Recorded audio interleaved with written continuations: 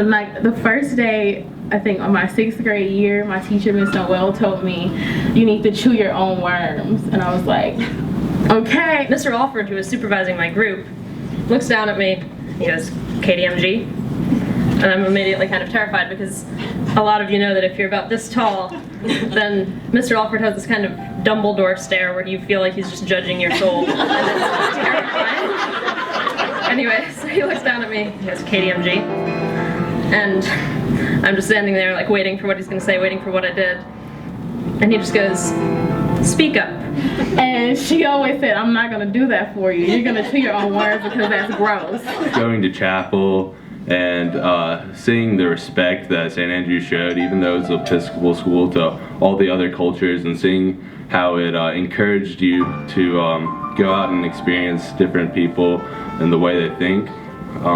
Felt like that was right. Core characteristics of like integrity and just kindness and character that I think stick with all St. Andrews students. We always like to say that St. Andrews teaches you not what to think, but how to think.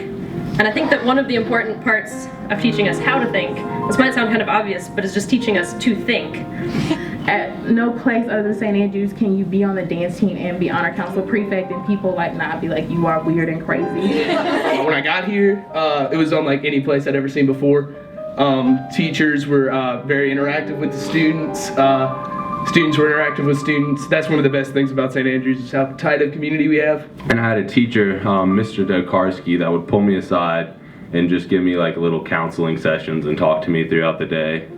Or if you look particularly tired or sad, students and teachers and administrators will stop you and make sure that you're okay.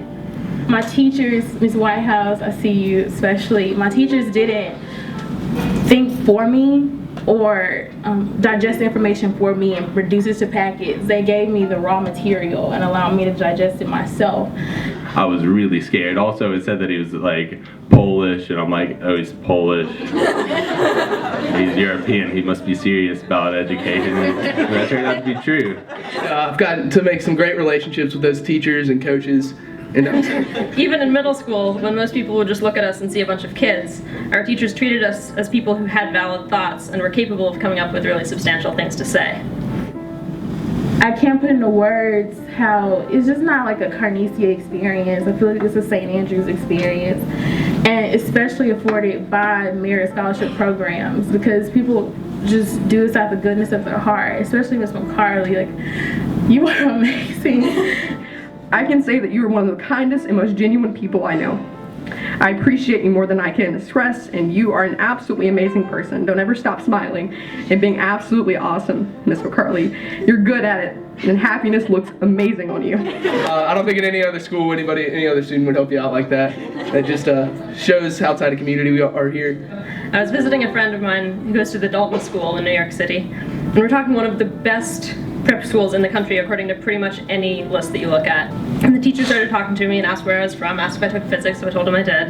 And he asked me what we were doing in my physics class with this sort of little unintentional smirk in his eye, like he knew that whatever we were doing, it wasn't going to be quite up to the speed of what Dalton physics was doing.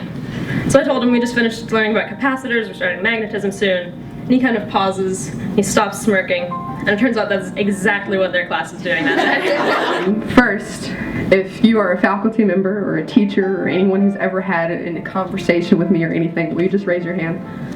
Just raise it. All of these people that just raised their hands, they had faith in me a lot of days when I didn't. I've actually been to Dr. Phoenix's house one time, and we came dressed up in banana costumes and pizza costumes. He lit up a huge bonfire. It was amazing. Yeah. I love being in a place where you can leave your phone, your laptop, your wallet out on a table, and the only place it might end up is the lost and found if Miss Douglas is cleaning the library that day. Thank you to my classmates. You guys are absolutely brilliant. Thank you. Every one of those people, they're some of the most brilliant minds you will ever come across. Thank you for keeping me on my toes and challenging me, for listening to me to complain, for encouraging me to jump off the cliff into opportunity, for teaching me that missing out on opportunities is much more scary than the fall. The whole trajectory of my life is different because I've gone to St. Andrews. And if I wanted to have gone to St. Andrews, I feel like I could have gotten lost along the way.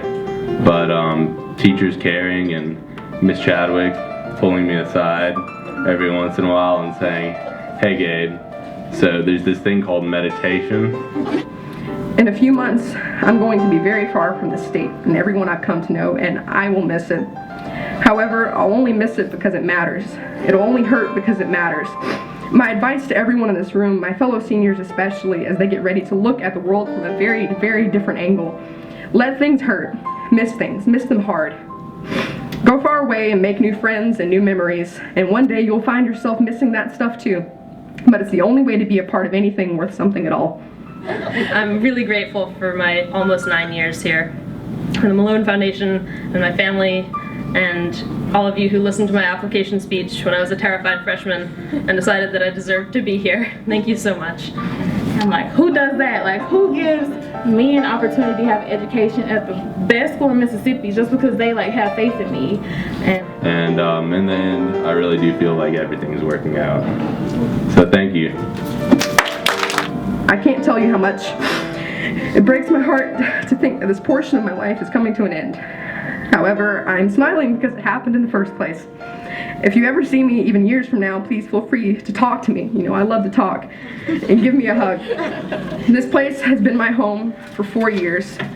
And know that I'll always welcome a visit to it again, whether it's actually coming back to the campus or catching up with an old classmate or a teacher. I hope that you guys will recognize how special and wonderful this place is.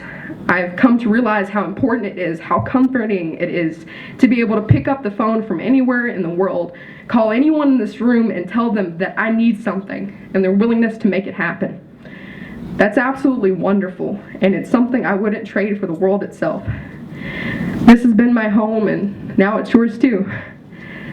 Welcome home.